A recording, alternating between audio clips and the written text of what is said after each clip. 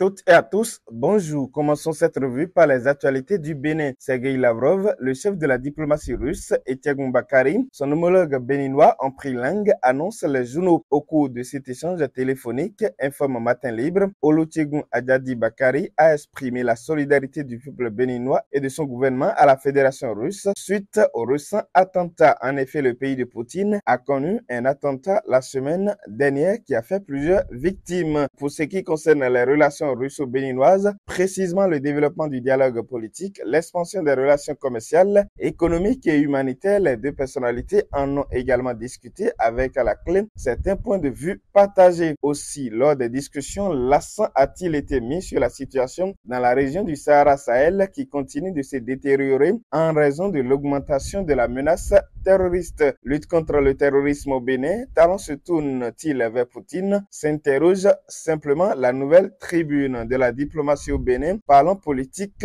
au Togo. Nouveau report des élections législatives prévues pour le 20 avril prochain. Le gouvernement togolais décide de procéder à un léger réaménagement du calendrier des élections législatives et régionales initialement prévues le 20 avril prochain, rapporte Togo Breaking News. L'annonce a été faite mercredi au moment où les acteurs politiques s'apprêtaient à entrer en campagne le jeudi 4 avril. Cette décision est issue d'un entretien que le chef de l'État a eu avec le bureau de l'Assemblée nationale. À en croire Togo Fest, ce report fait suite au débat suscité par la récente loi votée par l'Assemblée devant faire basculer le pays dans un régime parlementaire. Le numéro 1 togolais avait mis un coup de frein à ce projet en fin de semaine dernière en demandant une deuxième relecture du texte à l'Assemblée. Ce dernier a ainsi encouragé les députés à rester à l'écoute de tous les acteurs concernés en vue de tenir compte de toutes les contributions tendant à enrichir la Constitution. Report des législatives au Togo que vise Foya Singbe questionne Actualité Express Info. L'opposition vent debout après le report des législatives, souligne Mediapart.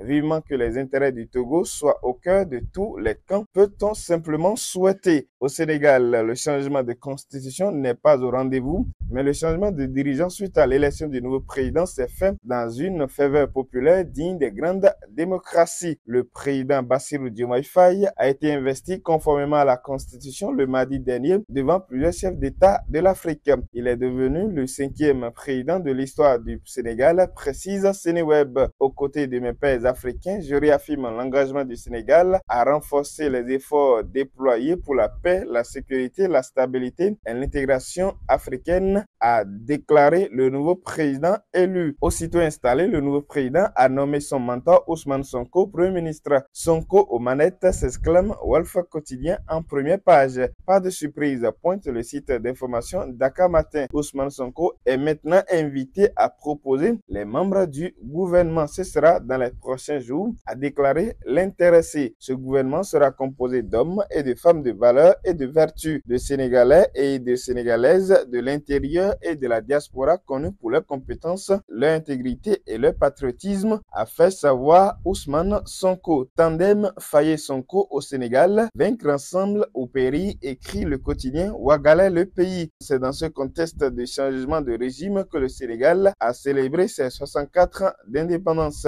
À cette occasion, le successeur de Macky Sall a dévoilé la feuille de route de son mandat. Éducation, emploi, lutte contre la vie chère, gouvernance électorale et réforme de la justice, entre autres, sont au centre de ses préoccupations, fait savoir le site Africa News. On ne peut que souhaiter bonne chance à ce tandem qui entend travailler au bien-être du peuple sénégalais. D'un tandem à un autre du côté du Congo démocratique où le président Félix Tshisekedi vient de porter son choix sur une femme pour être son premier ministre. De la Banque centrale du Congo à la primature, Félix Tshisekedi promeut les femmes exultes digital Congo. RDC, Judith Suminant, première femme, premier ministre, affiche à la une le phare. En effet, note ce tabloïd, Judith Suminant Turika est la première femme à assumer la lourde charge de premier ministre en RDC. Elle succède à Jean-Michel Sama Lukonde en poste depuis avril 2021. L'agence congolaise de presse rapporte que la première ministre de la République démocratique du Congo, Judith Tuluka, a promis de former sa prochaine équipe gouvernementale sur la base d'un seul critère, la compétence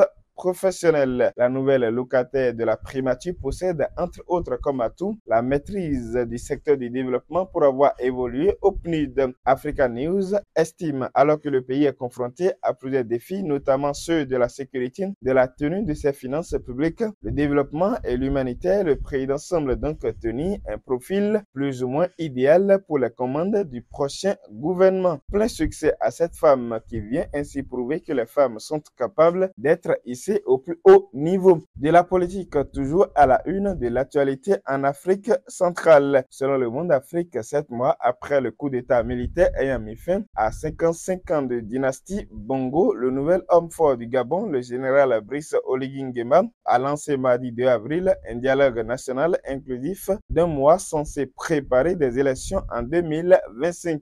Un mois, c'est la durée que doit prendre le dialogue national qui s'est ouvert au Gabon et qui vise à poser les jalons du renouveau du pays. L'objectif de ce dialogue national inclusif, selon le journal Ouagalais Le Pays, est de définir les grands principes d'organisation de l'État et des pouvoirs publics. C'est dire l'importance de ces assises nationales qui s'annoncent cruciales pour l'avenir du pays et qui visent à banaliser le terrain de la gouvernance du Gabon de demain, aussi bien sur le plan politique, économique que social et culturel. Aujourd'hui au Faso, renchérit et souligne que le pays se trouve dans un virage important pour se doter des institutions fortes et trouver des mécanismes fiables pour choisir librement ses dirigeants. Cette démarche de la transition va être l'occasion pour les Gabonais d'aller à la réconciliation nationale et mettre les jalons d'un Gabon nouveau. Parlant de réconciliation nationale, en Côte d'Ivoire, le site Actu Express Info met une interrogation d'espoir à la une de ses colonnes vers une paix entre Guillaume Soro et Alassane Ouattara. En effet, selon l'investigateur qui met la photo des deux personnalités dans ses colonnes, l'ex-premier ministre Guillaume Soro a appelé au téléphone Alassane Ouattara cette semaine. Pour la presse ivoirienne et notamment Connexion ivoirienne, Ouattara et Soro ont renoué le dialogue. À en croire Ouattara, les échanges entre les deux hommes politiques ivoiriens ont été marqués par la cordialité, souligne la note qui soutient que l'ex-président de l'Assemblée nationale, Guillaume Soro, maintient sa volonté de servir la cause de la réconciliation et de la paix en Côte d'Ivoire et demeure ouvert au dialogue. Qu'il vous souvienne que les relations entre les deux hommes se sont détériorées depuis 5 ans. Cette tension a conduit à une condamnation à perpétuité pour atteinte à la sécurité de l'État pour Guillaume Soro.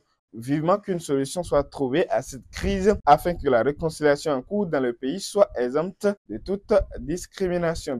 Bientôt le retour de Soro en Côte d'Ivoire, se demande la presse locale. Et toujours en Côte d'Ivoire, et cette fois-ci sur le plan coopération. Abidjan.net nous informe de la visite officielle du président de la République d'Italie en Côte d'Ivoire. Agence Ecofin relève que la Côte d'Ivoire et l'Italie se sont engagés à renforcer les relations bilatérales dans plusieurs domaines, notamment politiques et économiques.